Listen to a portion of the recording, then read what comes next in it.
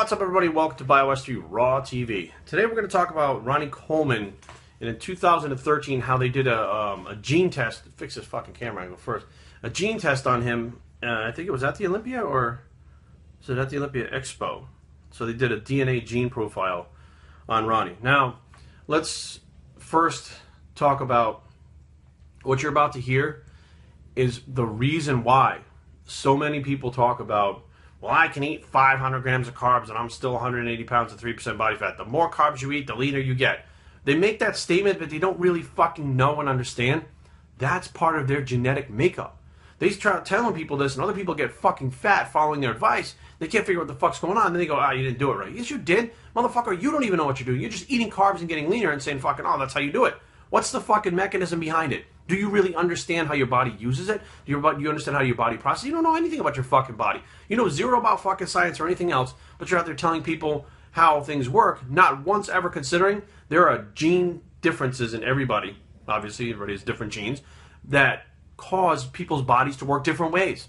And it's not about fucking what works for you and you fucking tell everybody else. You don't have a fucking clue. So this is an interesting thing because Ronnie's been, billed as the best bodybuilder of all time. They say, nobody's been better. I mean, he was fucking huge, shredded, just retarded looking. I mean, more cartoon-like than the fucking Thing from the Fantastic Four. I mean, just insane looking. And everybody had speculated, like, oh, Ronnie fucking, he must take more drugs than everybody else in the world. Did he take drugs? Yes. Did he take fucking more than anyone else? Who the fuck knows? But the things that his body did is not because of drugs. You don't get to train every body part fucking twice a week like he did because of drugs. Or else every motherfucker out there would be doing it right now and be the same fucking size as him, competing against him, fucking kicking his ass. Or at least giving a run for his money. But that's not how it worked. Were they able to eat the amount of food that he was? Not everybody. Cutler was, but not everybody was eating 1,000 grams of carbs. So here's a little insight.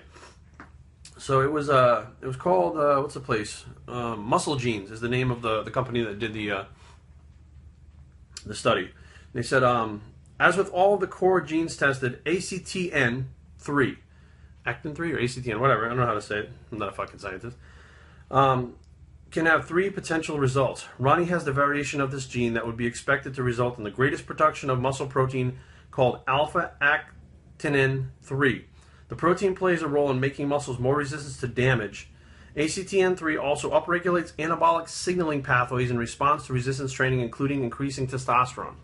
So they're saying right now that he has a harder time damaging his muscle than the average person. So there's some people out there with a different gene variants that can do one set and fucking walk away and have stimulated. Ronnie's not going to do that. There's no way he can fucking destroy the muscle enough to stimulate it to grow. So he'd have to do fucking, 50 sets per fucking workout with 1,000-pound fucking deadlift, and then that would stimulate it from, but he would be recovered by the next workout.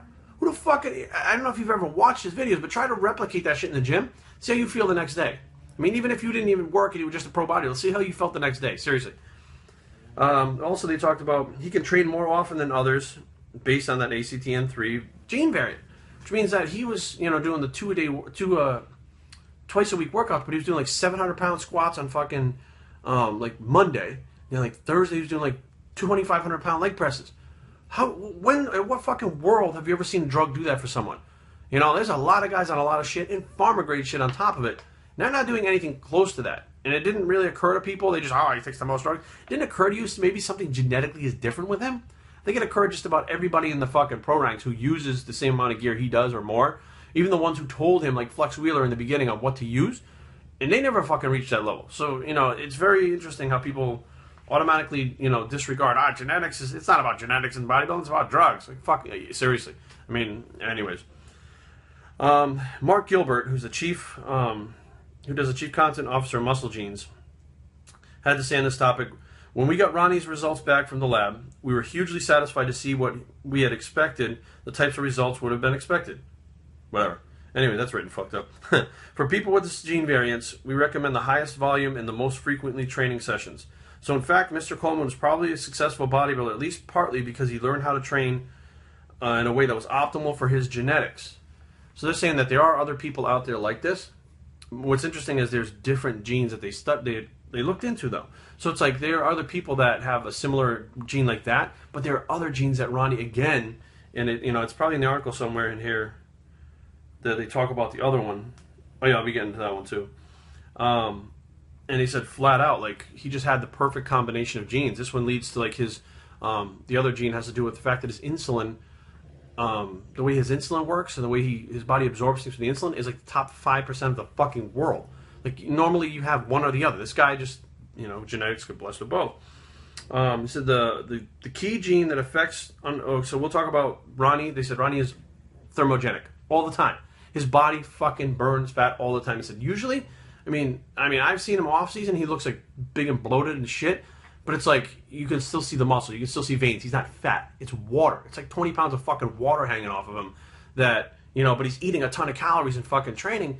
He can't get fat. He's like 8%, 9% body fat, in the off season, eating whatever the fuck he wants and not doing cardio and, and just training. So it's like, how the fuck does he stay so lean? Genetics. And this explains it. So the key gene that affects your uncoupling and therefore thermogenesis is UCP2. Anyone who's seen the deep striations in Ronnie Coleman's muscles, read about his outrageously high carb intake, won't be surprised to know that he has the most thermogenic variation of UCP2 there is. He also possesses other gene variants that are associated with having less body fat. So not only can he grow out of control and be huge, but he burns fat constantly. So he can't get fat. No matter what he does, he can't get fat. And that coupled with the fact that he has to damage his muscles more, that he can train more than others and still recover, are fucking huge things towards being big and lean. Now you add anabolics to that equation, you have a myostatin cow and fucking 2 legs. It's a human. That's what it is. Ronnie's diet genes they talk about. He said Chad Nichols put him on as many as 2,500 grams of carbs a day. 2,500. See some of you carb maniacs fucking try that. And that was leading up to the 2003 Mr. Olympia. He had a weekly carb load of, he had a weekly carb load. One day was 1,900 grams of carbs. That was for his weekly carb load. I'm like, 2,500 grams of carbs in 1,900 for the low, 2,500 for the carb load. What the fuck? The majority of them were grits, potatoes, and junk, okay, which he needed just to hit those lofty carb targets. Now here we hear junk. Now Jerry, Ronnie Coleman did IFYM. Yes, he did. Does he have the genetics like you do? No. Ronnie Coleman could eat Pop-Tarts solely to get ready for the Mr. Olympia, and he probably would have fucking won anyways. And that has to do with genetics, which is something I've been telling you. The people out there preaching the IFYM thing that are shredded have that genetic capability. The ones that are out there that are pushing the products or the diets and stuff that are fucking fat, yeah, you're fat because of your genetics. You got to do something else. You're not going to be able to eat fucking Pop-Tarts. You're not going to be able to eat fucking candy corn and do a lot of that bullshit. You're going to stay stricter because why? You don't have those certain genes that burn that shit up like that use it for energy so fast.